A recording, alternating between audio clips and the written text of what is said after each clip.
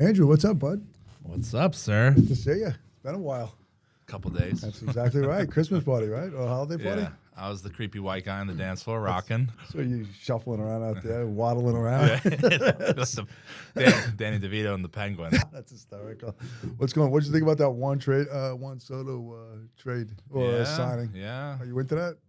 I'm so down on New York sports right now. I'm like the worst guy to ask. I don't even watch the Jets. I have season tickets. I forgot even to sell the one game, so I just didn't even go and even sell it. Wow. I'm just so like out of it this year with New York sports. Somebody sent me a text. One of the guys I share my tickets with for the Giants. We pay $7.50 a ticket because we're in the coaches club. Yeah. There the was bougie section. Yeah, the bougie section. Yeah, which I I'm wouldn't only have it any other way. You know, the peasants. Yes, you guys don't get a club. Do you get a club at least? Probably not. So they was selling tickets for $1.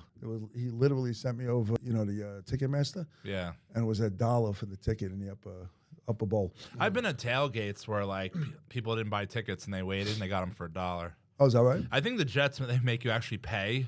You know, like the Jets, for you to go, they ask you for way too much money at this point. Like mine, $200 a seat. Mine will probably be worth $1 soon. You know, I think it's a row 13. They're okay, row 13, visitor side, 20-yard line. For some reason, I have the foresight to never go to opening game because I just hate them so much. So I've been selling them. That's just that. Yeah. So you make some of your money. But like back. honestly, I know it's like Jets fans. We talk all the time, and we're just like hating on the Jets. But this year, like literally, I just had enough. Like I don't know. I had the foresight last year to not go to opening game when he tore his Achilles. Yep. So $200 seat, I sold him for like $800, something like that. God bless. Yeah, but like now, like I'm not gonna even give him even for business. I did a couple of groups. Hey, you want to go bring the family to a Jet game? They're right. like, Andrew, like stop texting me. Like, So- are you pathetic? Leave me alone. That's right. Mike Shapard, I don't know if you know him. He's in my city office. He has probably the best seats I ever sat in any sport. It was the Jets and the Dolphins game. So I'm a Dolphin fan too because I'm a giant Dolphin fan. I became a Dolphin fan because I can't stand the fucking Jets. I hate them. Excuse my language. I'm sorry. That's how much I hate the Jets. Can't stand them. So I became a Dolphin fan, and back then that was the rivalry, Jets and Dolphins, because of Dan Marino and the whole Ken O'Brien, Dan Marino thing. I think there's really a curse. With what? The Willie Namath curse. Deal with the devil. I don't know. Might be, right? Is there any other explanation? I don't know. I just think the organization for you guys is just horrible. But getting back to the tickets, Shapard, he has them in the 300s, but the first row in the 300, right on like the 45-yard line on the visitor side, you see the whole game. It's amazing. And I think he said his tickets are like $60, $50 or something like that. So he's the winner. He's definitely So I'll the tell you winner. a true story, right? There was a time in my life where I was renting, and I was like, cool. I could either buy a house or get Jet PSLs. So I'm going to ask you, a never-ending question. What did Andrew Russell choose? Like an idiot. Like me, the Yeah. PSL. Yeah, so actually, I was into football. I played college football, but like the Jets, I was into them, nothing crazy. But I started at Sterling National Bank in 2007, like right at the crash. And a guy I was working with was a city firefighter, part-time mortgage guy. He said his grandfather had the seats to Meadowlands for the Jets. They were sick. It was 50-yard line, visitor side, row 7. And he wasn't the biggest fan. So he's like, I'll give you half the year.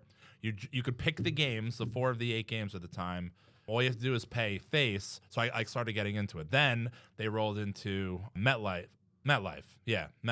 So I'm like some Facebook group. I started in the end zone, like before it opened. Then I moved to like where Fireman Ed was, which I don't know if he's been kicked out of town at this point. Then it was like goal line. Then like I moved over again. So at the time it was $30,000, 7,500 times 4, $30,000, and that was a lot of money to me. So I was like, do I buy or rent in the Avalon and get Jet seats and be that guy? So I did. I'm that guy. So I was a little afterwards, though. I bought my giant PSL. Same thing. I split them with somebody before. Great seats. Club before they opened up the new stadium where you had I don't know if the Jets did this back in the old stadium, where they had a club before the game and after the game. So it was food, drinks, everything included, obviously. And it was a little area. And I would go like 2 or 3 games a year. It was great, right? Get the PSL. Mine's a little different. Mine was $20,000 a seat. So I got 4. So I'm into them for $80. I tried a couple of years ago to see if the Giants were buying back, and I'm like, yeah, good luck with that. Put them on So the same market. with the Jets. There was a market, and I would have to short sell them. So you got to short sell your tickets. Yeah, my first investment was the Jets. I had to short sell it. Yeah, imagine how that would have sounded. That. So I ended up doing what you did. I split them now with one of my partners in the city, Alan, and he takes 2 seats, I take 2, and we just, I used to go to all the games. I can't do it anymore. It's too much. Plus, Yeah, I I mean, you're Rangers, going the crazy Yankees. in the tailgate, drinking. We're talking about not drinking anymore, but like, when I was young with hair, all of a sudden you guys come to is halftime, then they would lose, and that drive home, Miserable. Miserable. Exactly. Miserable. And then the traffic, and yesterday I was out there for like 2 hours getting home from the traffic. It was and they suck. Nobody even there. It's still 2 hours. And you're like, they suck. And they suck. They missed the field goal. Thank God they missed the field goal at the end to not tie The it draft up. pick. That's what we're playing for right now. I've been saying that since I think I was born. We'll get So, them next year, the draft Yeah, pick. exactly. So how did you start up in the business? Like what was your career? Like I like learning about people on this, and especially all my friends, and consider you family now. We've been together for so long, right? So take me through your career. Like where'd you go to school? You said you played college ball. Yeah, I went to Fairfield University. Played some football. Lineman or Yeah, like I think all the talented people in high school, senior, you think you're like, the man making, getting awards. I went to Chaminade and played football. You go to college, you're like, cool, I'm going to play football. And then freshman year, they throw you on like the scout offensive line. But I've always like tight end was always my thing. I think, unfortunately, I was like too early. I could have been like a Grok competitor. It wasn't like passing or catching tight ends weren't like a big thing. or more of a blocking 20, Jesus, I'm Al Bundy, 20 years ago Yep. at Pokai. And it was cool. I had no clue what I want to do with my life. I got into doing security and working in the Hamptons and, living the dream for a little bit. Unfortunately, my mom had to deal with me living at home for a little while, which was fun. But then I was like, all right, I want to kind of get into more of a psychology piece. So it seemed being a guidance counselor or a psychology major was the thing. So I got a master's in psychology and school counseling. I was a guidance counselor for a short while. And then I just remember in the Hamptons, with my friends living the dream.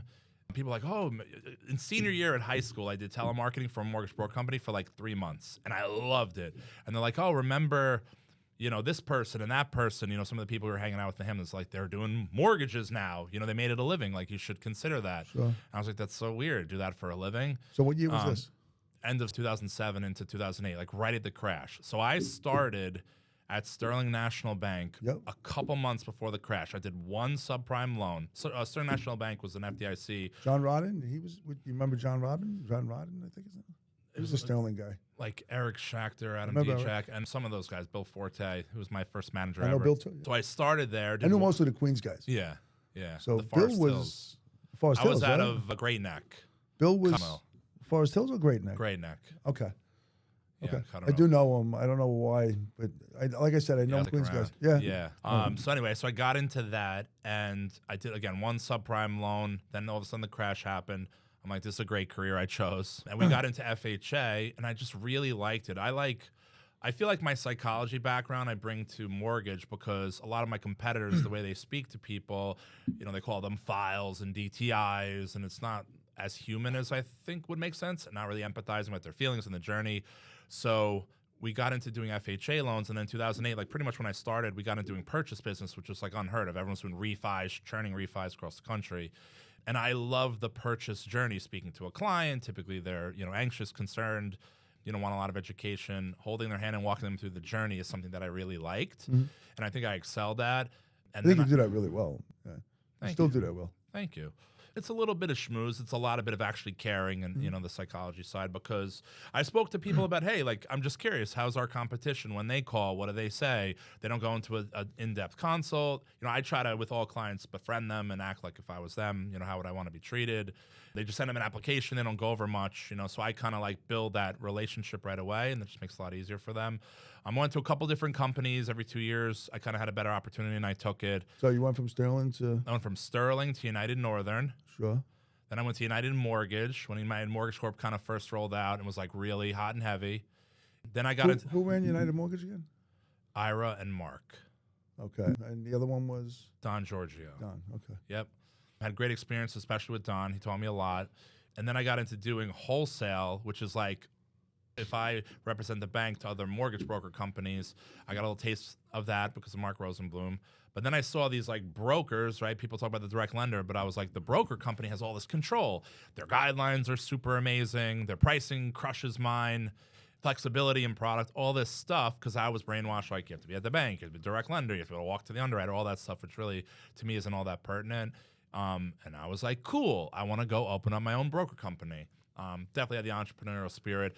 Everyone I told that to, I didn't know you at the time. Maybe I would have told you to said the same thing. Was like, oh, you'll fail. I would have never said that. Well, thank you. I set that up for you to.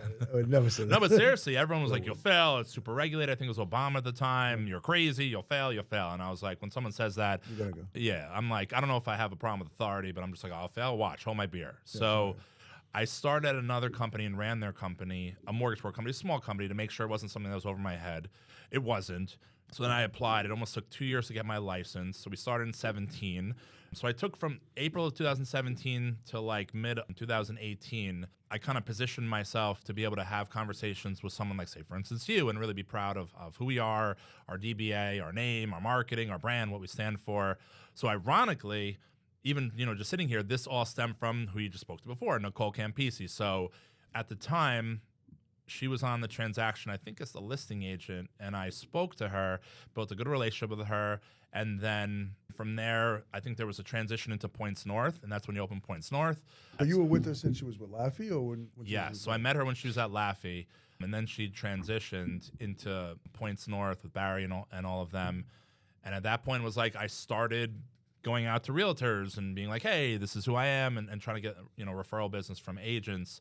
And you were one of the first MSAs ever that I had the opportunity of doing, of working with you and in your organization. So I want to thank you for that. But I think I did it in a manner that makes sense. It's like I feel like so many mortgage guys, I wouldn't say that they're not humble, but I just think it's a huge opportunity to work with an agency or even like yours, where if you vouch, all you could ever ask for is a guy like Rich Romano to vouch for you. And then from there, obviously, I have to take the baton.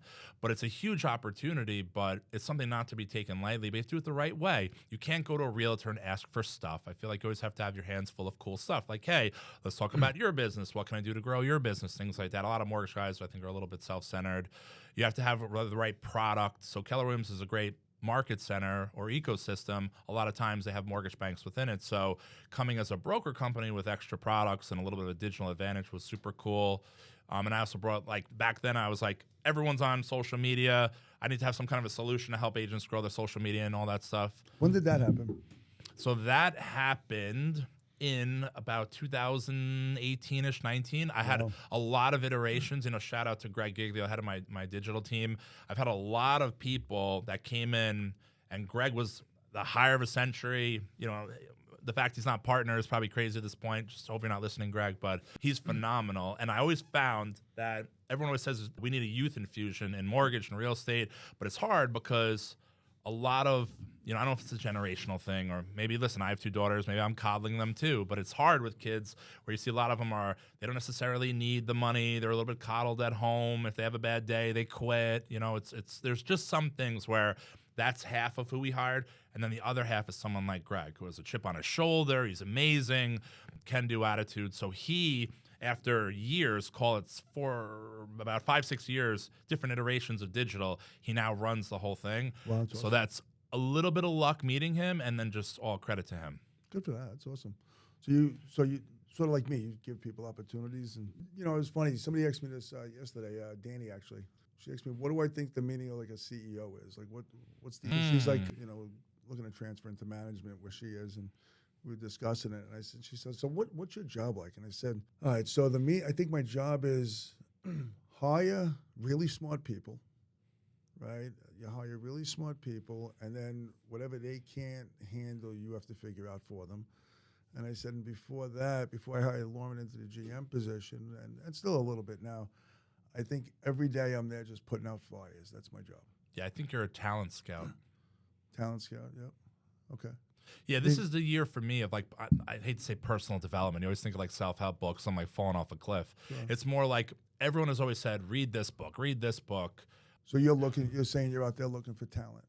Yeah, so I'm just hiring smart people. I think at this point in my company growth, we've got Broker of the Year for 3 years in a row, and we have some of the cool stuff. That's more so me and my team. For me to turn this into a company and more of a national thing, I have to kind of, get a new wrinkle in my brain because I'm like a grit and grind person, right? Like if there's a lot of stuff, I'll wake up early, I'll hit it hard, and I'll work through it. But that's not sustainable. So to your point, like I'm reading now, my book is Buy Back Your Time from Dan Martell. And I feel like he wrote that book for me. I also feel super frustrated that I wasn't smart enough to read the book earlier where, getting like, we call it like the who now in our company. Building the right leadership team, building the right org chart, especially, I mean, how many market centers do you own at this point? It's got to be 8. Yeah. So That that's I'm amazing. involved in, So you have a lot of people when you're trying to grow and who manages what. So it's a lot of problems of like, who's the who, we call it. Yeah. I've been the who here pretty much for everything, right? And I mean, everyone here can attest to, I probably do way too much, or it's not even probably, like I do way too much. So it's really, remember Field of Dreams, if you build it, they will come. Sure. So like, we're now putting together a team so we can grow where it's not just like the Andrew Russell show, it's the RCG Mortgage show where we take loan officers and we're going to show them plugging into systems that I used, built, and even struggled with how to become, $1 million producers, et cetera. We're now looking for the who. So the biggest thing of me, you say I give people opportunities. Yeah, I think it has to be as leaders, and you're obviously the Uber leader, finding someone who's talented, giving them a shot. But also, I don't know if you buy into the Gary Vee thing, hire fast, fire faster. If they're not the right person, it's okay. Can you repurpose that person into another seat, or is it just not the right bus for them? Unfortunately, psychologists, people in my backstory have huge hearts. I empathize too much. So I have a problem, I think, if someone's not in the right seat, being like, hey, You try to keep them. Yeah, I lead with I lead with my heart almost to a flaw, I think. Like the heart and the brain, sometimes the brain's like, "Rah, rah, rah," and the heart doesn't listen because you just like, you befriend the people, just like I'm sure you do with all your agents. That's something that's big for us is finding the who. And I think your keen abilities clearly with, your staff and Jules and Lauren and, the list goes on, is finding that talent. That's the hardest thing and the most important thing. I think so too. I think I got a really good staff now. I think that, and I've always had. I think I looked at it from Gary, not really Gary, where it's Gary Keller. I just thought that, but it's what was it? Slow to hire, fast to fire. Yeah, and it's unfortunate, but I am like that. I don't let my brain or heart get in the way. I let my brain make the decisions because my heart is always going to, like you said, it's always going to distract it. You've been taking advantage, I'm sure, right? Of course. I feel like I have, but that's not on them. That's on me, I think. I take advantage of myself, I believe. I don't think it's the other way around. I think I let it happen, so it's me doing it. So, it's, you want to give people opportunity and opportunity. You don't want to admit that you failed at something. So now, it was funny. I was at an event last year. Actually, it was Harvey McKay. And Brandon brought me down to the round table. It was interesting. And Harvey actually asked me, what are you really good at and what are you really bad at? It's a good question. What'd you say? And I said, I'm really good at hiring. Bad at firing. And he said, what are you bad at? And I said, hiring. and he said, it's everybody in this room has the same problem. Yeah. Everybody thinks they're really good at hiring and they're not really bad at it either. So I think I just learned over time that, what you're most talented at sometimes is what you're How are you worst with at. communication? I like to think I'm good, but others would say probably different. So I feel like I sucked, past tense, sucked at it. I feel like I grew up in an environment where communicating how you felt wasn't really a thing. Mm-hmm. If you grow up, you play football and sports. I mean, Tough it out. Especially you, hockey and then being a police officer, it's like tough as nails. You don't really like to talk about your feelings, Rich. How'd you feel? Not gonna happen with me. Yeah, Still just today. like you fell on the ice, you hurt something. No, get up. Like I don't want to hear about it. But meanwhile, I have 2 little daughters. I'm like, oh, little powder puff. But seriously, growing up, I didn't have the opportunity necessarily. I think where it made sense. So that translated and pulled over very bad in business. So I'm not the best communicator, or wasn't. So now there's actually this whole book or theory called nonviolent communication. So what is that? So it's a great question. So it's basically communicating where I observe, I feel, I need to feel, and then you tell them what you're looking for. So I think a big thing is if you keep things inside, eventually you'll come at someone with like you statements, like you. And the natural human reaction when you come at someone with a you, especially like we're larger humans working with a lot of women, it's intimidating. They get very defensive, So if somebody's defensive, the whole conversation, it kind of goes off the rails. So if you say like, hey, Rich, I observed that this happened, I really need to, it's just a way of framing a conversation. That's something that I've really bought into with the staff here because especially on emails. My email communication is horrible. You're supposed to write like, "Hi, Rich. Good morning, Rich," and then smiley faces and emojis and all this crazy stuff. If you ever did that to me, I would bug out, I think. Yeah, 'cause you'd be like, "Andrew, we got to talk, bro. Like, what's up? Are you okay? Yeah. Do you need a therapist? Are you seeing one? Like, where Exactly. What's going where on this all here? goes sideways?"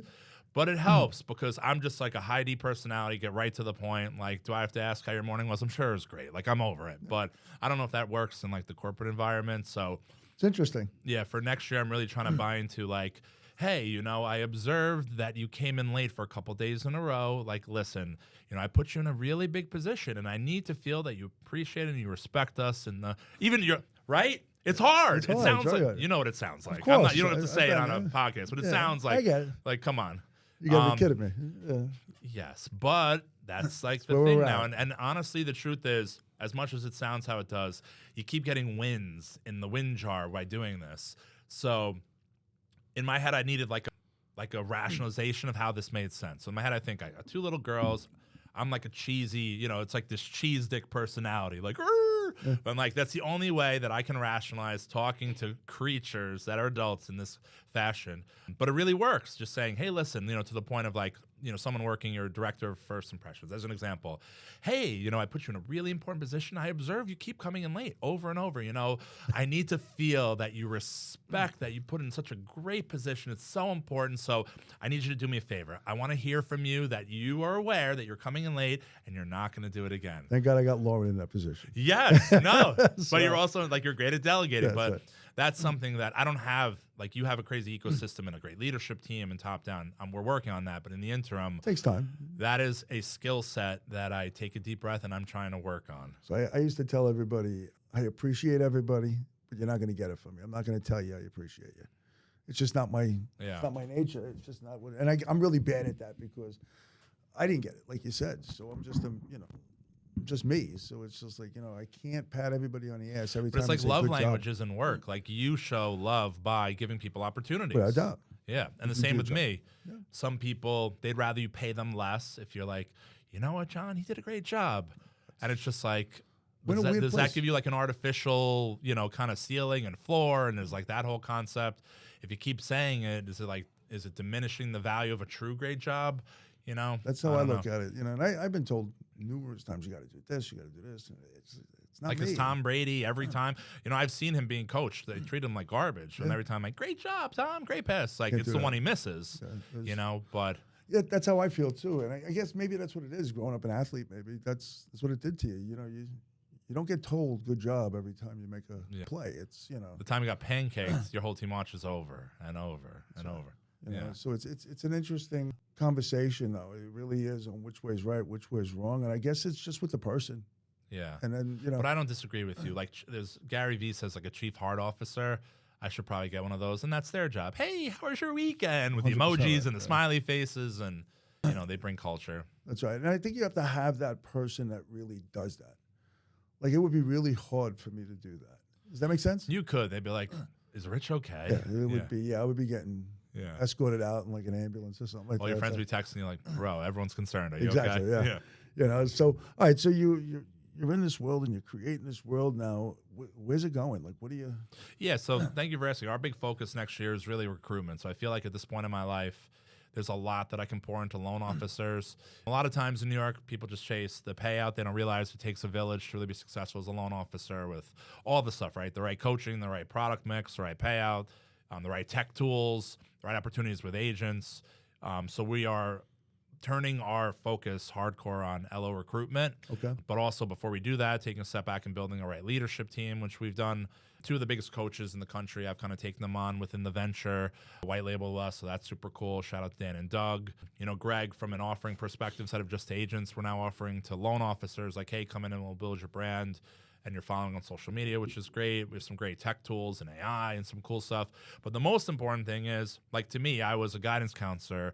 And at that time, I was like, well, why would you be one? Because there's tenure. Teachers get tenure. You know, assuming in the first 3 or 5 years you don't do anything horrible, you'll have a job typically.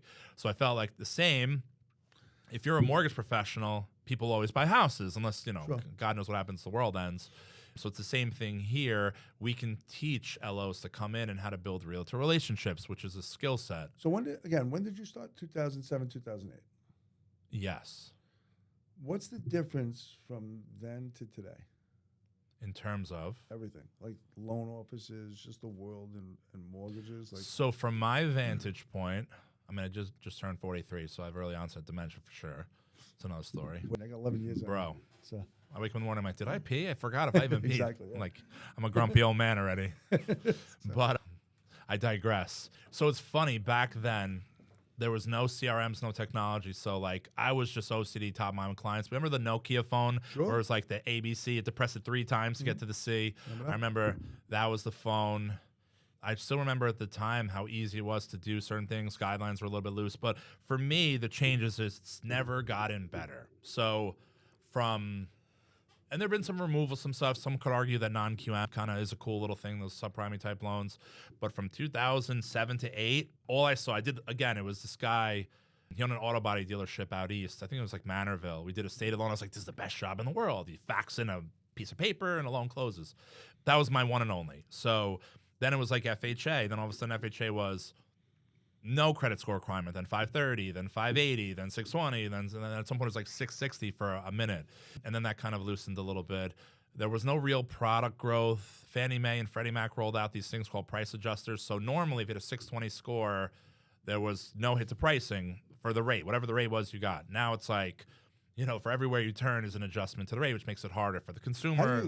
Going back into the rates, because I don't know if people understand this, how do you end up with a 620 score? Versus like a higher score. Yeah, like 800 or... So credit looks into derogatories, which is lates, collections, charge-offs, bankruptcy, stuff like that. It also looks at how many times your credit's being run, which apparently over a certain amount of times is bad. And most important, it looks at how much you owe versus the limit. So in other words, if you take out a $10,000 card and you charge it up, let alone go over, your credit score can go down to a 620. But if you pay it all off, it can go down to an 820 pretty much overnight. So there's a lot of things it takes into account. It's just unfortunate that in this country, your credit score is so important. It's super important. So when somebody's buying a house, what would you tell them? Like you're sitting down with me. I'm buying a house. Questions. I love this. Yeah. What would you tell them? Like I'm buying a house today. It's my first time buying a house. So the first thing I would tell you is you have Credit Karma. Don't look at it. It's wrong. It looks at the wrong stuff. So people say, Andrew, I have a $8 billion. They always say like, well, me and my credit score is a 950. I'm like, congratulations. That's the highest in the history of the world. Right. But I would say first do a soft pull. So soft pull, we run your credit, doesn't affect your credit score instead of a hard pull. It's super popular now, but just see where your credit is. There could be a red light ticket that was a collection that's affecting you. It could be a medical thing, God forbid. Just you want to see where you are today because there are things we can do to improve it. We can pay down some balances and a couple different things. So the first thing on the credit side is literally ask for a soft pull and see where you are. Okay, so we do that. Now what happens? Next step is talk to us about your employment, making sure that, so it's always credit, income, and assets is what it takes to buy a house. So credit I always talk through first. Income side, obviously talk about what do you do for a living, how much do you make, what are your plans for the future. But the biggest thing in the industry right now, and even some of our social media content is what can you qualify for versus what can you afford. Okay. So say, for instance, you have a daughter and your daughter makes $120,000 a year. That's $10,000 a month pre-tax. So in the great state of New York, let alone Queens, right? What does she net after the $10,000? $5,000, $5,500. So we could give her, assuming great credit, not much debt, a $4,700 mortgage payment. How? You haven't been watching the videos. There's a lot of haterade. It's a great question. So FHA mortgages lend up to about 47% of their monthly pre-tax income. Now tell me how that makes sense. Yeah, exactly, right? You have 50 states, all sorts of different modes, state taxes, etc. But the point is we can lend up to that. Now, it's not prudent necessarily they take it because, if you think about it, $4,700, say they get $6,000, $1,300, would you ever have your own daughter buy a house with $1,300 left? You have car, you have insurance, you have Uber Eats bills are through the roof. God forbid anything happens, you're screwed. So that's like the big thing in the consultation is what can you afford versus qualify? So what would you recommend to that person? So I took a 1-2 punch approach where there's 2 types of people that I've ever sat with. The first person is always, hey, Andrew, I don't want to pay more than $4,000 a month, or me and my husband can't go on date night. And we're like, cool, we reverse engineer a $4,000 payment. What does that look like from a down payment and a sale price? That's most of the people now. There used to be the type of person where it's like, hey, Andrew, I want the max I qualify for. And if my husband has to work 4 jobs, by God, he will. And we're like, I don't know if that's the right move. That person has kind of gone away. It's more about affordability. And I think the conversation is best talking at the end, working backward. So like, hey, Rich, you and your family, what can you guys afford? Say no more than $5,000. Be like, all right, great. So let's remove from that the average taxes and insurance in this area. Even if it's $1,500, now you're down to $3,500. That's probably $600,000 mortgage, which means how much you have to put down. That would be a $700,000-$800,000 price point. And then you see if that's even realistic. A lot of times I feel like people, their monthly payment that they say they can afford is what they pay in rent, not realizing now you have taxes and insurance. So there was a time when someone said, hey, Andrew, I want a $2,500 a month payment all in. That's a reasonable number. And then like Massapequa kind of had like a house that would have that, for them with an FHA loan. That does not exist anymore. I feel like the $2,500 is even over $4,000 in this market. So affordability versus qualification is a big conversation because, again, we can give people, and the government approves it with a great interest rate, these type of mortgages. Doesn't mean that they can actually afford it. And the whole point is you have to pay the mortgage. So do you see people moving out of state? What are you seeing happening?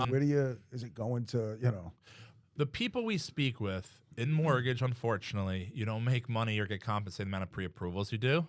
So we pre-approve a lot of people and clients. We have found that they're kind of holding out for hope. We haven't seen a lot actually leaving. It's just a lot are going out there. And it's almost like this buyer's fatigue where they go out, they see a house, they make an offer. You're selling a house in, does Garden City even exist under $1 million? I don't know. Probably not. I'm selling a house for 1.1. All of a sudden it goes into contract for 1.25, all cash, no contingencies. So like the average mortgage client, they're like, all right, that sucks. We saw our family in there. They go the next one, the next one, and the next one. And then after so many where they get outbidded, they're like, F this, and they just go and rent for another year. So we have people that are staying here, they're just trying to hold it out. It's really hard with a lack of inventory. How do you solve that problem? That's the big issue right now. Where do you see it going? I think next year, listen, I love good old Barbara Corcoran. She's like, if rates are in the 5s, we're all going to be rich, in our industry. It's all an inventory thing. I think giving a buyer a credit is short-sighted. I think the sellers need some kind of motivation to get rid of their 2%, 3%, 4% mortgage. I have no idea. I feel like maybe a tax credit for a seller would be great, but I feel like there'll be some inventory next year. I think it's going to be the same issue. It's just, I feel like it's going to be steady Eddie. We'll be consistent. The listing agents obviously will be, king as of late for next year. I think there'll be a little bit more inventory. I just think it's just going to be the same. There's a lot of buyers that want to buy, and even as rates go down even more, there's not enough houses for them. And there's nowhere to build. There's nowhere left. There's nowhere left. That's the insane thing, right? There's nowhere left. Depends where you want to go. It's insane. Yeah, I'm seeing a lot of people, especially me, like looking outside of the state, like for investment opportunities to buy now, and I see a lot of that going on. In my world, not buying in New York anymore. Let's buy in Indiana.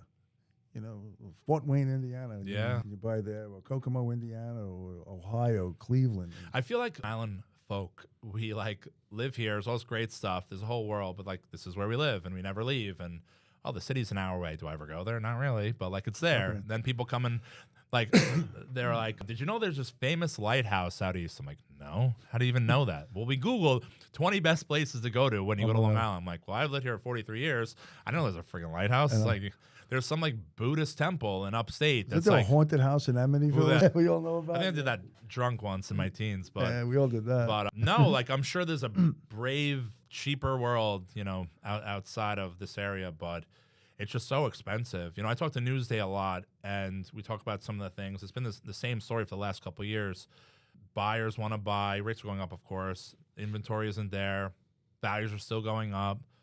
It's really tough. I don't know if there's a new artificial floor because of the pandemic in this area that just made it unaffordable, but then where are people going to go? I don't know. I think Florida, down in South Florida, is worse. I thought Florida was the rage. You just move down there. The weather's nice, but it's even more unaffordable. So it's just finding that next boom spot and getting there early, whether it was the Carolinas or are you willing to move to Indiana? Would you take your? Absolutely not. I don't knock anybody for going there, but I would not move there. I wouldn't leave New York. I've lived in other areas, like visited people, and it's all like $4.99 buffets. Yeah, I couldn't do that. It's not me. I'm a New Yeah. York guy. It's funny, we were at the game yesterday, and we were talking, and the guy said, "You're the most New York guy that I ever met."